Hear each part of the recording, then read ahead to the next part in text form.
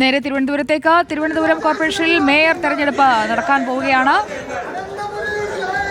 V Rajesh എത്തിയിരിക്കുന്നു. മുദ്രാവാക്യങ്ങളോടുകൂടിയാണ് V രാജേഷിനെ സ്വീകരിക്കുന്നത്.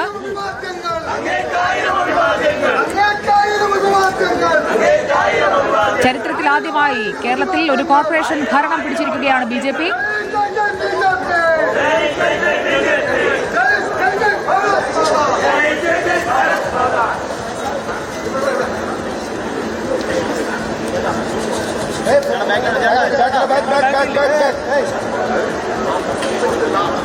V രാജേഷും ശ്രീലേഖയും തമ്മിലുള്ള സൗഹൃദം പങ്കിടൽ, എല്ലാ കൗൺസിലർമാരെയും കണ്ട ശേഷം തെരഞ്ഞെടുപ്പിനായി അകത്തേക്ക് വരികയാണ് വി രാജേഷ്. റോഷിപാൽ നമുക്കൊപ്പം ഉണ്ട്. റോഷിപാൽ, തെരഞ്ഞെടുപ്പിലേക്ക് എത്തുകയല്ലേ?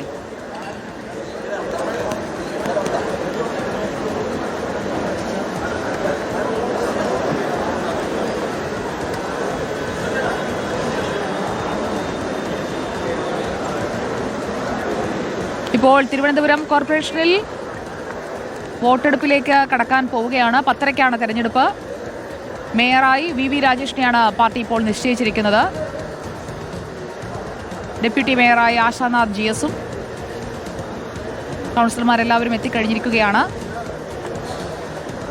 ശിവജിയും ശബരിനാഥനും LDFിൽ നിന്നും UDFിൽ നിന്നും എതിരെ മത്സരിക്കുന്നുണ്ട്. എന്നാൽ 51 വോട്ടുകൾ ഉറപ്പിച്ച് മേയർ സ്ഥാനത്തേക്ക് തിരഞ്ഞെടുക്കപ്പെടും എന്നുള്ള കൃത്യമായ പൊസിഷനിലാണ് ഇപ്പോൾ.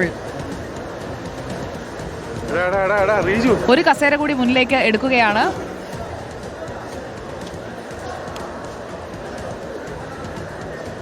മേയർക്കും ഡെപ്യൂട്ടി മേയർക്ക് ഒപ്പം തന്നെ ശ്രീലേഖയ്ക്കും ഇരിപ്പിടം ഒരുക്കുകയാണോ, ക്രമീകരിക്കുകയാണോ? അതെ.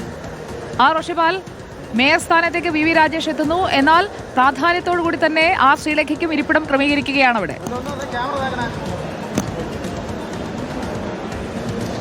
സുജാകരയാണ് മേയർ സ്ഥാനാർത്ഥിയായി വി രാജേഷ്. അതിനൊപ്പം തന്നെ മറ്റ് ശ്രീലേഖ ഉൾപ്പെടെയാണ് ഇപ്പോൾ ഇരിപ്പിടം ഒരുക്കിയത്. മുതിർന്ന ഒരാൾ, അതിനപ്പുറത്തേക്ക് മേയർ പദവിയിലേക്ക് ആദ്യഘട്ടത്തിലൊക്കെ പരിഗണിക്കപ്പെട്ട ശ്രീലേഖ കൂടി മുൻനിരയിൽ. അപ്പുറത്ത് UDFിന്റെ മേയർ സ്ഥാനാർത്ഥിയായ ശബരിനാഥനുണ്ട്.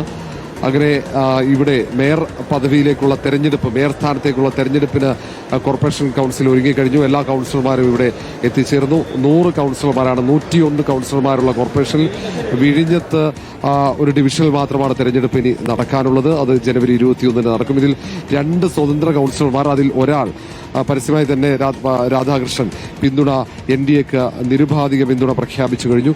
അവിടെയാണ് NDAക്ക് ഒരു വെല്ലുവിളിയുമില്ലാത്ത രീതിയിൽ മേയർ പദവിയിലേക്ക് വി രാജേഷിനെ വിജയിപ്പിച്ചെത്തിക്കാനുള്ള സാഹചര്യം ഒരുങ്ങിയത്.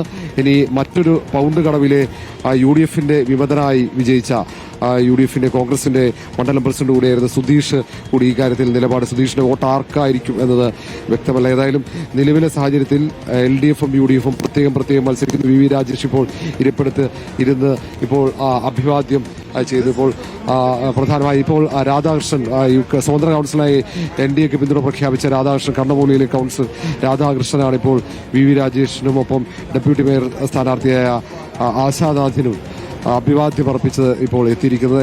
ഏറ്റവും പ്രധാനം ഇവിടെ സ്വതന്ത്രൻ, ഏറ്റവും പ്രാധാന്യം സ്വതന്ത്രനുള്ള ഒരു സാഹചര്യം ഒരുങ്ങുകയായിരുന്നു തിരുവനന്തപുരത്ത്.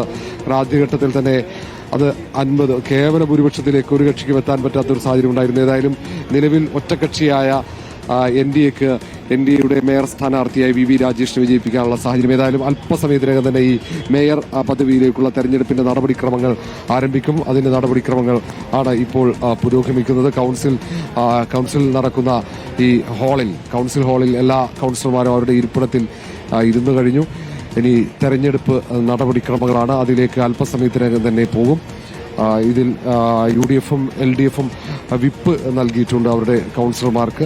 സ്വാഭാവികമായിട്ടും NDAക്ക് വലിയ ഭൂരിപക്ഷം, BJPക്ക് വലിയ ഭൂരിപക്ഷം, ഒറ്റക്കക്ഷിയായി BJP മാറിയ ഒരു സാഹചര്യം കൂടി. ഒന്ന് ചരിത്രമാണിത്. ഒരുപക്ഷെ ഏറെക്കാലമായി BJP കണക്കുകൂട്ടി അതിന്റെ പ്രവർത്തനങ്ങൾ, അത് ഡിവിഷൻ തലത്തിൽ പ്രധാന നേതാക്കൾ ചുമതല കൊടുത്ത് നടത്തിയ പ്രവർത്തനങ്ങളുടെയൊക്കെ ഫലമായി തിരുവനന്തപുരത്ത്, അത് തലസ്ഥാന നഗരിയിൽ കോർപ്പറേഷന്റെ അധികാരം പിടിച്ചെടുക്കുന്നു. LDFന് വലിയ തിരിച്ചടി ഉണ്ടാക്കി. ഇവിടെ അട്ടിമറിയിലൂടെ വിവരങ്ങൾ നൽകിക്കൊണ്ടിരിക്കുന്നത്. ഇപ്പോൾ മുൻനിരയിൽ ആശാനാഥും